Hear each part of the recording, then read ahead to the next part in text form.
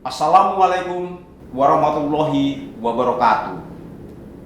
Kepada yang terhormat Kepala Balai Pendidikan Menengah Yogyakarta,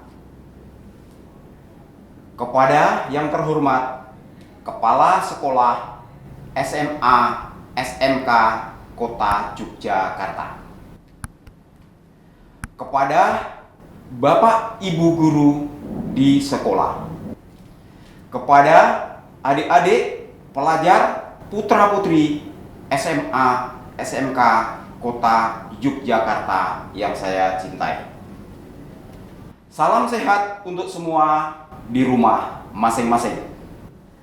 Semoga kita selalu diberikan kesehatan yang baik, selalu diberikan kehidupan yang senang, tentram, damai, dan bahagia. Baik, saya akan memperkenalkan diri dulu. Saya nama Sukar, pangkat Kompol, NRP 64090086, jabatan sebagai Kasat Res Narkoba Polresta Yogyakarta, mewakili Bapak Kapolresta Yogyakarta. Pada kesempatan saat ini, kami melaksanakan penyuluhan tentang vandalisme dan kejahatan jalanan di kalangan remaja. Apa yang disebut remaja? Yang disebut remaja adalah anak yang berusia antara 13 tahun sampai 18 tahun dan merupakan usia peralihan dari anak-anak ke dewasa. Masa ini disebut masa puber. Nah, kemudian kita lanjutkan, yaitu tentang periode atau puber remaja. Nah, di sini saya sampaikan kepada adik-adik pelajar. Jadi masa prapuber yaitu antara usia 12 tahun sampai 13 tahun. Masa ini disebut juga masa puber, yaitu masa peralihan dari anak-anak ke remaja.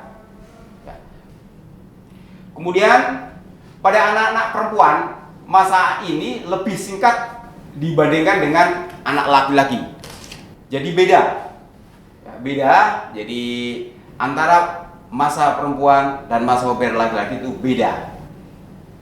Nah, kemudian untuk masa atau pada masa ini, yaitu terjadi perubahan yang besar pada remaja, yaitu meningkatnya hormon seksualitas dan mulai berkembangnya organ-organ seksual serta organ-organ reproduksi remaja.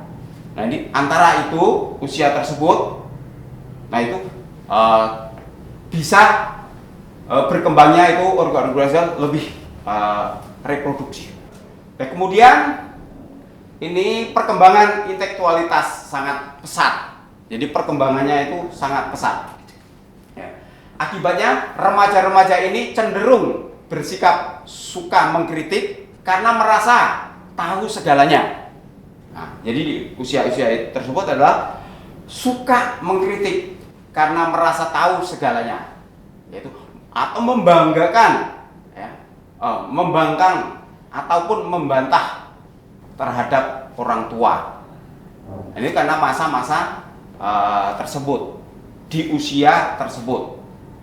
Nah, kemudian mulai menyukai orang dewasa yang dianggapnya baik, serta menjadikan sebagai hero atau pujaannya. Seperti perilaku ini akan diikuti dengan meniru segala yang dilakukan oleh pujaannya. Kemudian seperti model rambut, gaya bicara, sampai dengan kebiasaan hidup pujaan tersebut. Jadi mengikuti gayanya, pola hidupnya, seperti apa tingkah lakunya dan cara bicaranya akan diikuti. Karena masa-masa tersebut memang ada masa-masanya tersebut. Nah, itulah masa-masa di usia tersebut. Nah, kemudian masa pubertas yaitu 14 tahun sampai 16 tahun. masa ini disebut juga masa remaja awal. Nah, ini 14 sampai 16 tahun. Jadi di mana perkembangan fisik mereka begitu menonjol. Karena apa? Usia 14 sampai 16 tahun, yaitu masa remaja awal. Nah, kemudian remaja sangat cemas akan perkembangan fisiknya. Sekaligus bangga. Hal itu menunjukkan bahwa ia memang bukan anak-anak lagi. Ya. Jadi pertumbuhan antara usia 14 sampai 16 tahun, yaitu masa remaja awal. Jadi seakan-akan sudah tidak mengakui anak-anak lagi. Jadi akan menganggap bahwa oh, saya sudah bukan anak-anak. Jadi saya sudah menganjak remaja. Nah, itu namanya remaja awal. Nah, masa remaja awal. Baik, nah, kemudian pada masa ini emosi remaja menjadi sangat labil akibat perkembangan hormon-hormon seksualnya yang begitu pesat. Jadi emosinya itu labil, ya, seakan-akan namanya perkembangan masa remaja awal yaitu labil, tinggi, dan tidak terkontrol kalau kita tidak bisa menguasai diri. Nah, memang kita bisa lihat seusia 14 sampai 16 tahun itu labil, ya. Karena apa? Karena masa remaja awal. Ini masa akhir pubertas, yaitu antara 17 tahun sampai 18 tahun. Pada masa ini, remaja yang mampu melewati masa sebelumnya dengan baik akan dapat menerima kodratnya, baik sebagai laki-laki maupun perempuan. Kemudian masa ini berlangsung sangat cepat. Jadi 17 sampai 18 itu masa berlangsung sangat cepat. Nah, kemudian pada remaja putri, masa ini berlangsung lebih singkat daripada remaja pria. Sehingga proses kedewasannya remaja putri lebih cepat dicapai dibandingkan remaja pria. Umumnya kematangan fisik dan seksualitasnya mereka sudah tercapai sepenuhnya. Namun kematangannya fisiologis belum tercapai sepenuhnya. Nah, kemudian ini antara 17 sampai 18 ini kita harus mulai introspeksi diri juga, karena ini bisa mengakibatkan kalau tidak dikontrol emosi kita, emosi masing-masing nanti akan tinggi emosinya. Nah, selain itu ada periode peralihan, yaitu periode peralihan remaja, yaitu antara 19 sampai 21 tahun. Ini adalah masa periode peralihan. Nah, pada periode ini umumnya remaja sudah mencapai kematangan yang sempurna, baik segi fisik, emosi maupun fisikisnya. Nah, mereka akan mempelajari berbagai macam hal yang abstrak dan mulai memperjuangkan suatu idealisme yang mendapat dari pikiran mereka. Nah, kemudian mereka mulai menyadari bahwa mengkritik itu lebih mudah daripada menjalaninya. Jadi mau yang kritik, tetapi belum tentu bisa menjalani dengan sempurna. Cuma bisanya mengkritik, nah itu yang dilakukan, tapi belum tentu bisa menjalaninya. Nah, kemudian sikap terhadap kehidupan mulai terlihat jelas, seperti cita-cita, minatnya, bakatnya, dan sebagainya. Jadi usia tersebut itu nanti sudah kelihatan dari sikap terhadap kehidupan. Ya, nanti apakah cita-citanya itu apa? Jadi nanti sudah kelihatan, dan dari bakatnya itu sudah kelihatan. Kemudian arah kehidupannya serta sifat-sifatnya yang menonjol akan terlihat jelas pada fase ini atau pada fase ini. Nah, ini udah jelas. Nanti pada usia 19 tahun sampai 21 itu sudah jelas, sudah kelihatan. Sudah kelihatan. Itu sudah kelihatan dari fasenya sangat jelas apa yang nanti jadi cita-cita tersebut. Sekarang ada kenakalan-kenakalan remaja. Ya, kenakalan-kenakalan remaja itu banyak diawali. Ya, diawali dari minuman keras sampai mabuk-mabukan. Nah, kemudian penyebabnya apa? Penyebabnya kenakalan atau kejahatan remaja itu ya satu, kontrol diri yang lemah. Jadi kan apa? Tidak bisa mengontrol dirinya. Andai kata bisa, hanya lemah. Sebetulnya harus tahu apa saya, siapa saya, posisi saya apa. Nah, kalau posisi saat ini adik-adik jadi siswa, pelajar, ya lakukan sebagai posisinya. Sebagai pelajar, tugasnya belajar, menimba ilmu, bagaimana caranya bisa pandai, tidak usah melakukan kejahatan-kejahatan di jalanan. Itu tidak ada gunanya dan justru malah akan mempengaruhi diri kita sendiri, belajarnya tidak baik, sekolahnya juga tidak fokus. Jadi lebih baik tidak usah melakukan kejahatan-kejahatan jalanan. Nah, kemudian yang kedua yaitu penyebab kenakalannya atau kejahatan remaja, yaitu yang kedua, teman sebaya yang kurang baik. Nah, kita bergaulnya di teman sebaya ini harus cari yang baik sifatnya, kelakuannya, tutur katanya, sopan santunnya, tingkah lakunya.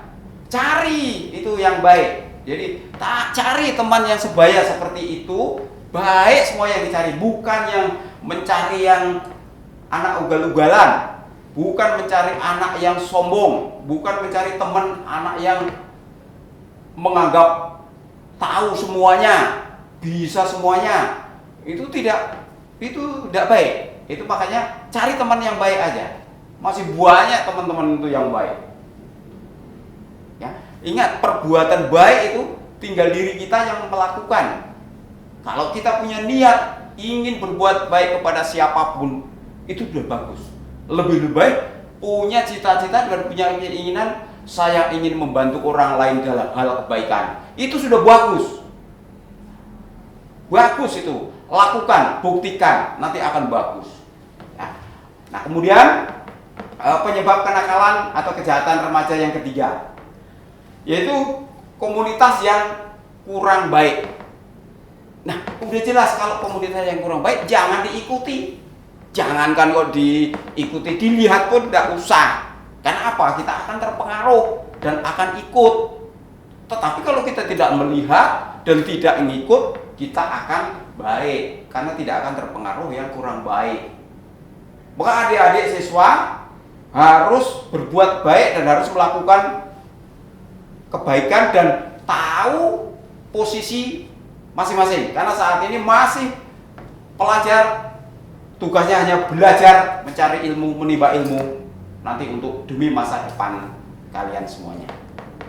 Kemudian yang keempat, yaitu lingkungan tempat tinggal yang kurang baik. Itu lingkungan itu mempengaruhi, sangat mempengaruhi. Makanya tadi dari awal introspeksi diri kita sebagai apa.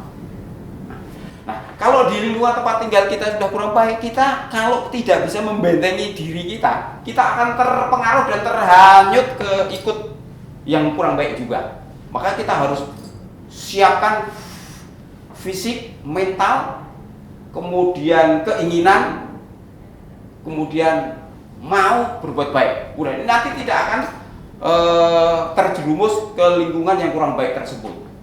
Karena lingkungan sangat mempengaruhi. Contohnya, lingkungan banyak anak-anak yang minum minuman keras, mabuk-mabukan. Di lingkungan ada yang suka mengambil barang milik orang lain.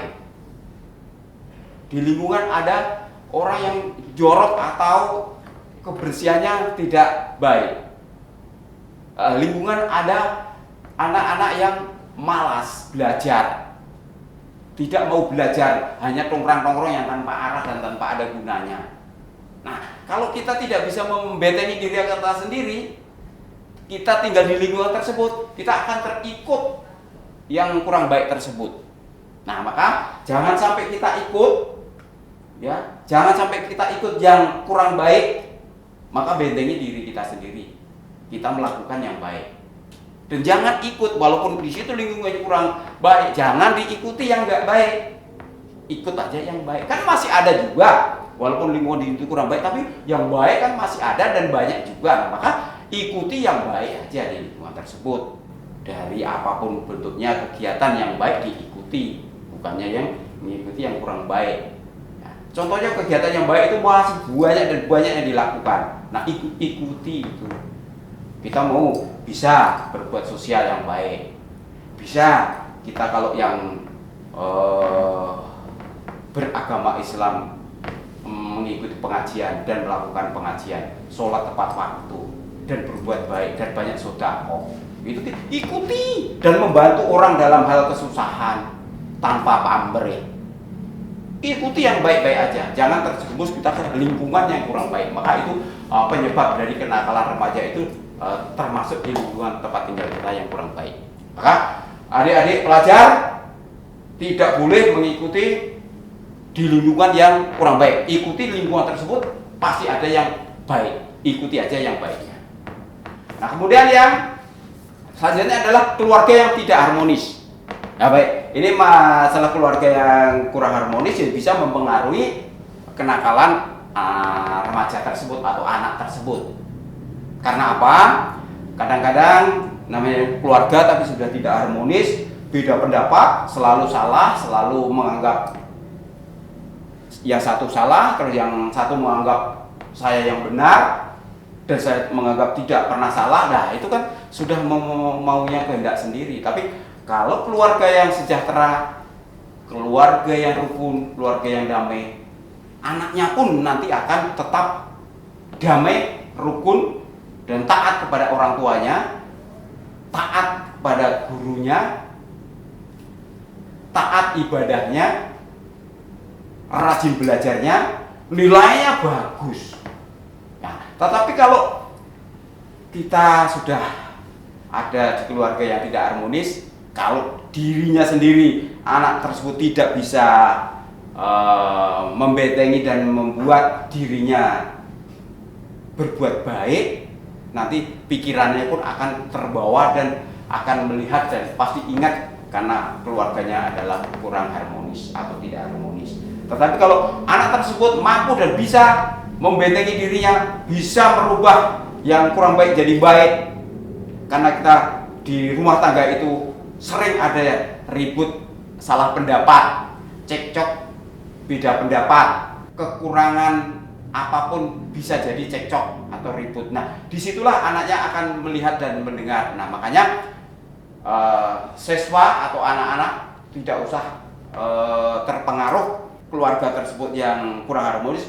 Buatlah bisa harmonis keluarga tersebut atau orang tua kita tersebut biar harmonis, rukun, damai, tenang, tentram, bahagia bersama keluarga. Nah, makanya kebanyakan keluarga yang tidak harmonis yaitu anaknya menjadi nakal atau terjadi kenakalan-kenakalan remaja karena orang tuanya atau keluarganya kurang harmonis. Itu ada dan ada. Tapi saya mohon, saya minta kepada seluruh siswa yang andai kata kurang harmonis, buatlah harmonis. Anaknya membuat itu bisa. Kita coba laksanakan yang kurang harmonis jadi harmonis. Kita sebagai siswa barangkali ada tapi bisa coba lakukanlah, berbaktilah kepada orang tua, kedua orang tuanya. Kalau orang tuanya kurang pas atau berikan masukan dan saran, nanti pasti itu bisa berubah, karena belum tentu yang salah itu anaknya atau orang tuanya. Biar nanti keluarganya bisa harmonis. Baik, sekarang kita lanjutkan tentang kejahatan jalanan. Ya. Kejahatan jalanan atau gelide. Nah, maka adik-adik siswa perhatikan.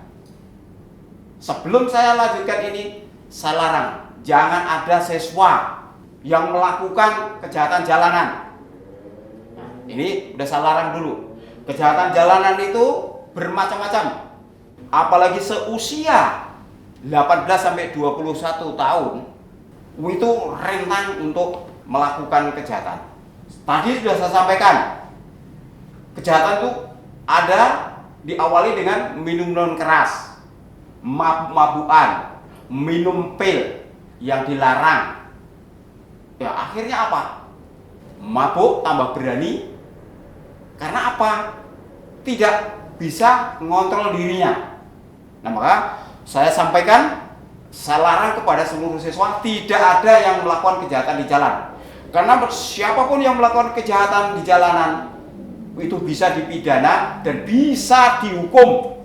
Ingat, semua saya rasa tidak mau dihukum, semua saya rasa tidak mau ditindak atau diproses sesuai dengan hukum. Tetapi ini aturan. Nah maka saya larang tidak usah melakukan kejahatan di jalan. Kejahatan di jalan itu banyak sekali.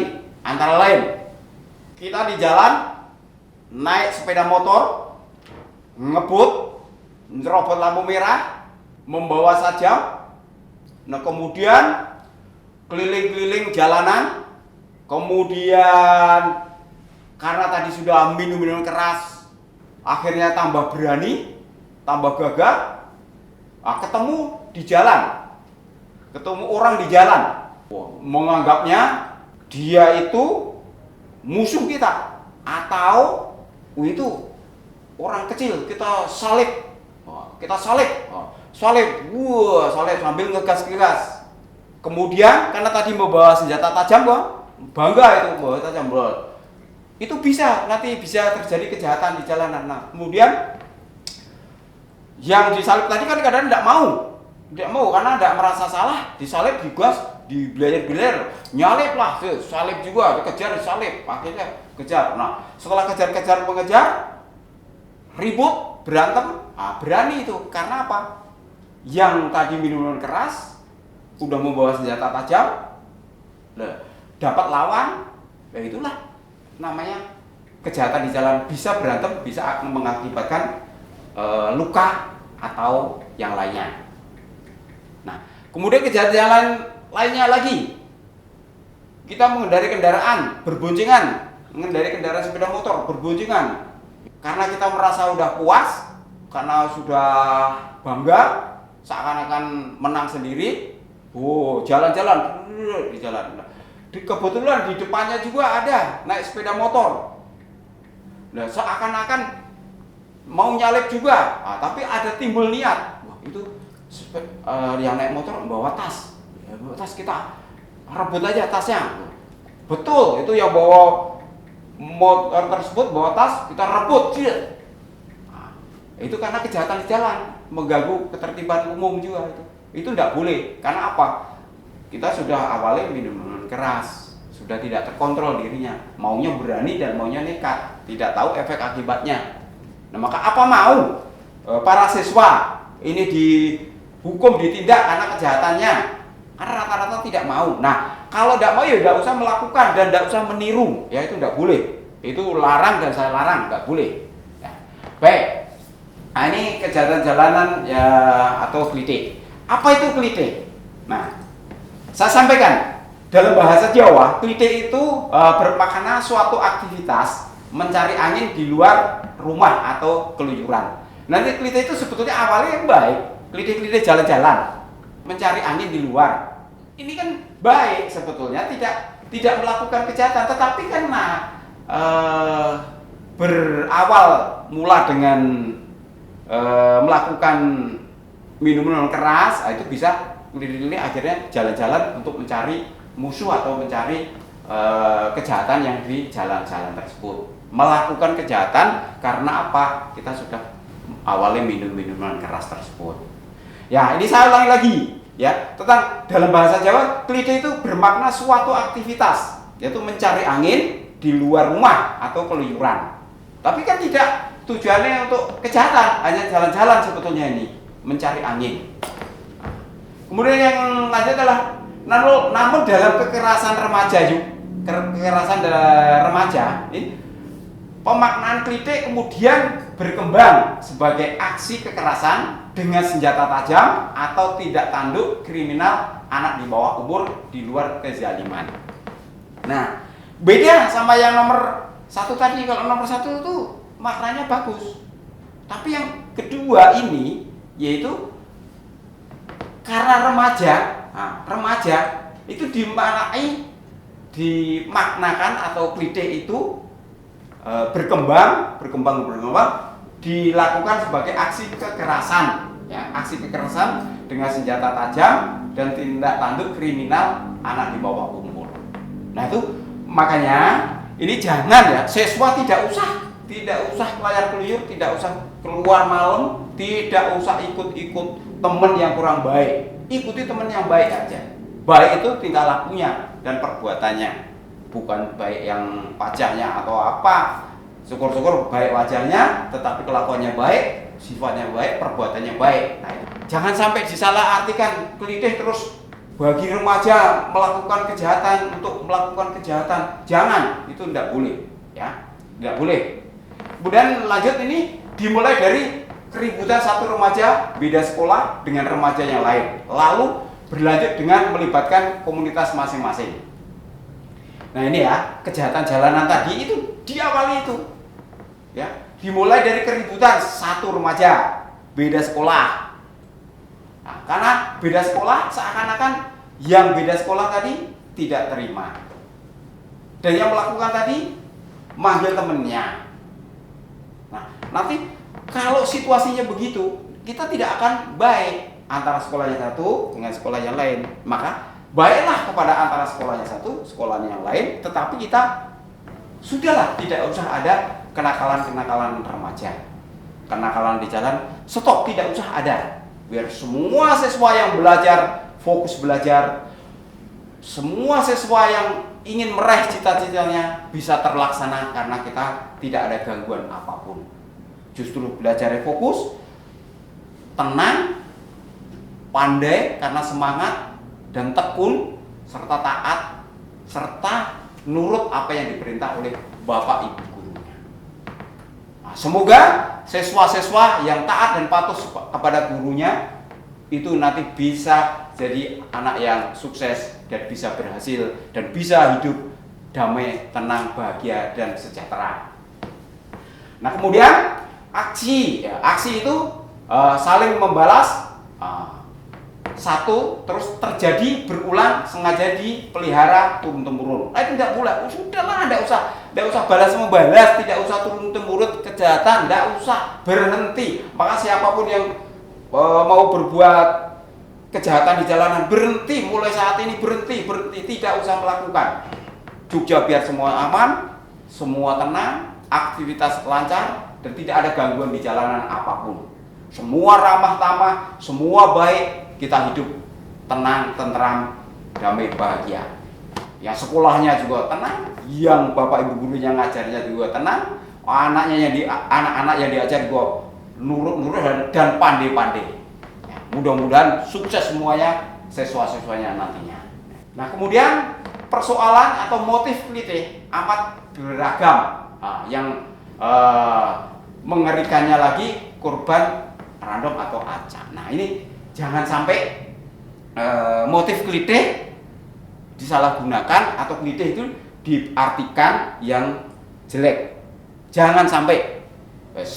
Mulai hari ini, mulai sekarang, siswa putra putri harus belajar dan hanya belajar, tidak ada kelayar keluyur yang tidak ada arahnya dan tidak boleh melakukan kejahatan.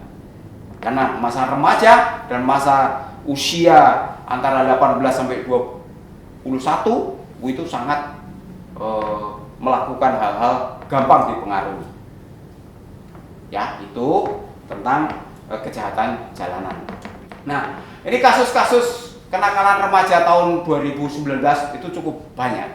Namun bisa diatasi. Bisa diatasi dan akhirnya apa? Baik dari kenakalan remaja yang bersifat tongkrong-tongkrong kemudian dilanjut dengan keributan, penganiayaan dan melakukan kejahatan terhadap orang lain,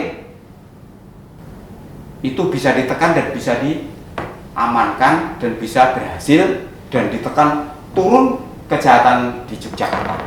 Jadi di wilayah Yogyakarta sekarang sudah mulai berkurang kejahatan itu, terutama kenakalan remaja. Nah ini untuk kasus yang kenakalan remaja tahun 2020 itu masih ada tapi berkurang. Karena kejahatan dan kenakalan itu tidak akan ada habis, tapi kita harus bisa mengurangi. Nah itu caranya dari kita pihak kepolisian dibantu yang lainnya tetap untuk memberantas kejahatan jalanan, baik itu remaja maupun bukan remaja. Siapapun yang melakukan kejahatan kita basmi, kita berantas.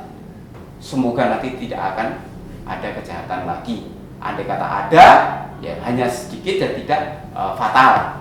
Saya doain semoga juga cita-cita tercapai dengan syarat rajin, taat, patuh, dan melaksanakan sesuai aturan. Nah, kemudian ini tawuran. Nah, kalau tawuran itu tidak boleh, pelajar itu tawuran tidak boleh. Ya. Karena apa? Di usia pelajar itu memang masih usia yang masih fit atau masih menggebu-gebu. Kadang-kadang sudah tahu efek akibatnya, kadang-kadang belum tahu efek akibatnya. Nah, ini sekarang saya kasih penjelasan dan kasih tahu ya.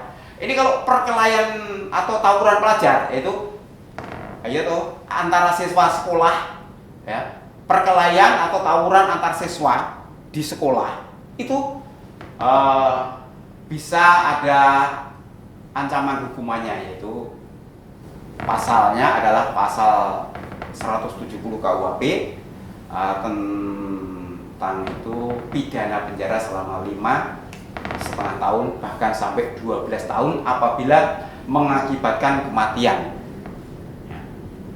Itu siswa. Nah, kemudian perkelahian atau tawuran yang mengakibatkan luka berat di penjara 2 tahun sampai 8 bulan. Kita tidak boleh mengajak teman menyerbu atau datang ke sekolah lain untuk tawuran karena gara-gara hanya selisih paham. Itu tidak boleh. Apapun bentuknya kita datang itu ada hukumannya, ada pasalnya.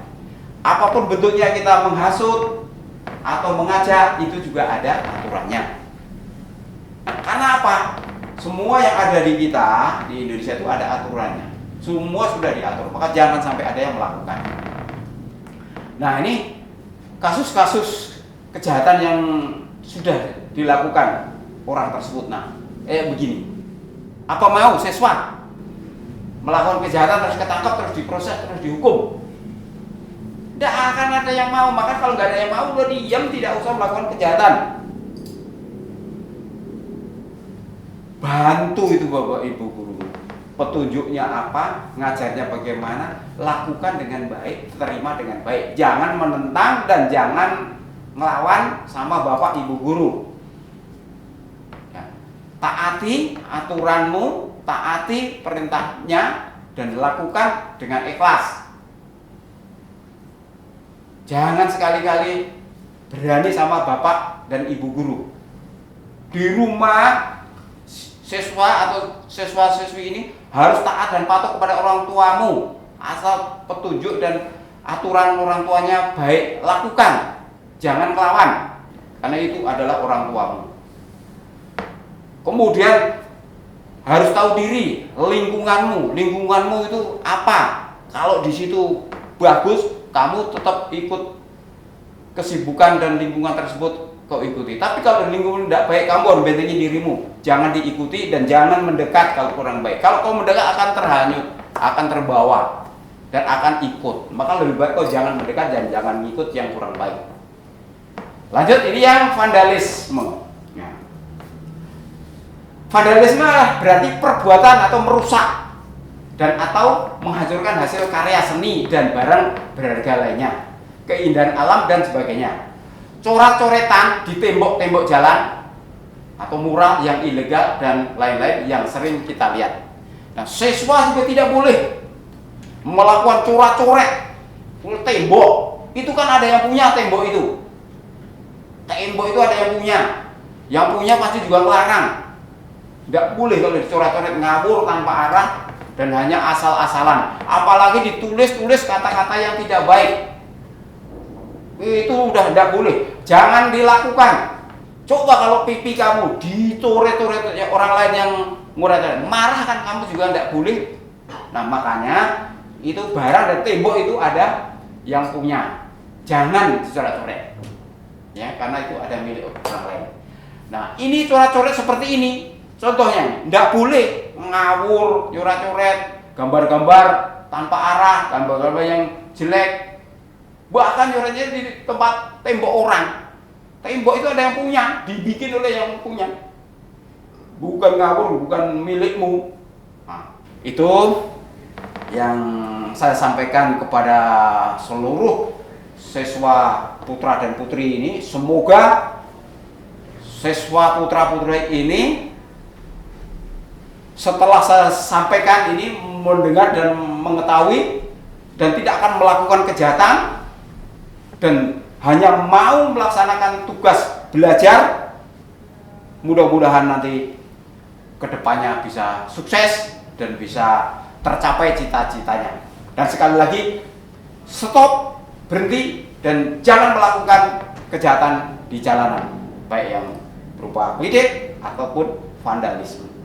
Sekian dari saya, ada tutur kata dan kurang lebihnya saya mohon maaf. Sekian, wassalamualaikum warahmatullahi wabarakatuh.